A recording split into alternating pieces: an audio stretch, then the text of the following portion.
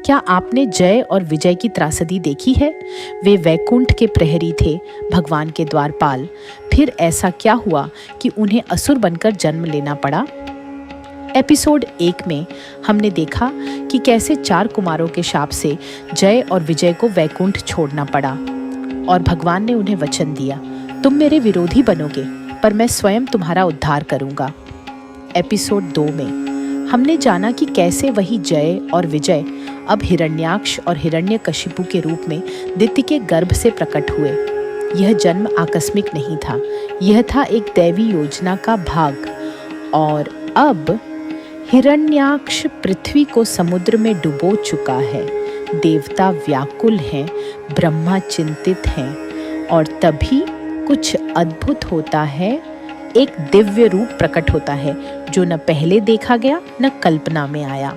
एक सिंहनाद गूंजता है, वराह प्रकट होता है। श्री हरि के इस अप्रत्याशित अवतार की कथा लेकर हम प्रस्तुत कर रहे हैं एपिसोड 3 वराह अवतार। जब भगवान ने पृथ्वी को उबारा। सृष्टि के प्रारंभ में जब ब्रह्मा जी ने सृजन आरंभ किया, उन्होंने देखा पृथ्वी नहीं है, वह गर्भोदक के सागर में कहीं गहराई में विलीन हो गई थी। सभी देवता और ऋषि चिंतित हो उठे, पृथ्वी के बिना सृष्टि कैसे चलेगी। तभी अचानक ब्रह्मा जी की नासिका से प्रकट हुआ एक छोटा सा शूकर। सभी ने देखा वह बाल वराह रूप में था, लेकिन फिर उनकी आंखों के सामने वह विकराल विशाल रूप में बदल गया। ब्रह्मा, मरीचि और अन्य ऋषियों ने स्तुति की। उन्होंने पहचान लिया यह कोई साधारण जीव नहीं था, यह स्वयं परमेश्वर श्रीहरि थे, विशेष रूप में प्रकट हुए। भगवान वराह ने एक विशाल गर्जना की।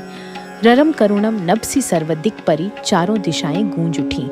देवताओं का हर्ष और भय दोनों से भरा हुआ स्वर था वह। भगवान ने आकाश में छलांग लगाई और गर्भोदक में प्रवेश किया। उनकी सांसें जल में तूफान सी लहरें उठा रही थीं। उनके खुरों से जल तटों को भेदता चला गया। ऋषि और देवगण स्तुति करते रहे, जय जय हे देव वराह रूप। जल के भीतर गहराई में भगवान वराह ने पृथ्वी को देखा। वह गोल आकार में मणि के समान प्रकाशमान थी। भगवान ने उसे अपने 2 तीव्र दांतों पर उठाया, जैसे सिंह अपने शावक को उठाता है। जैसे ही वराह भगवान ने पृथ्वी को ऊपर उठाया, समस्त लोकों में आनंद छा गया।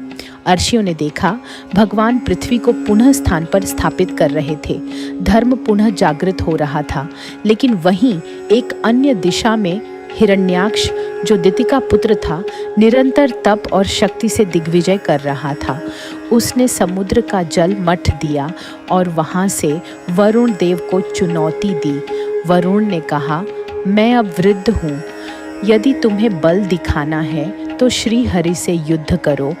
हिरण्याक्ष ने फिर पृथ्वी को खोजा और देखा कि वह किसी दैवी स्वरूप द्वारा ऊपर उठाई जा रही है। उसने भगवान वराह को ललकारा।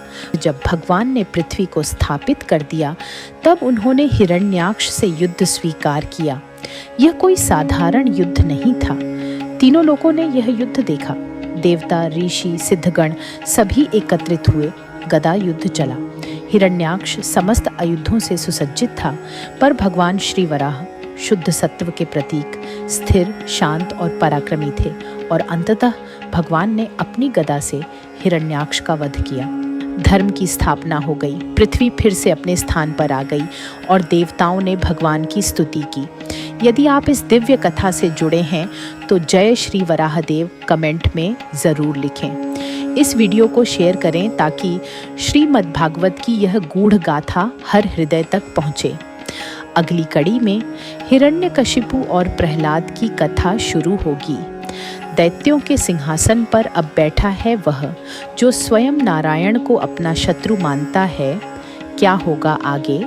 सब्सक्राइब करें ताकि आप न चूकें अगला अध्याय श्रीमद् भागवत के अमर प्रसंगों से।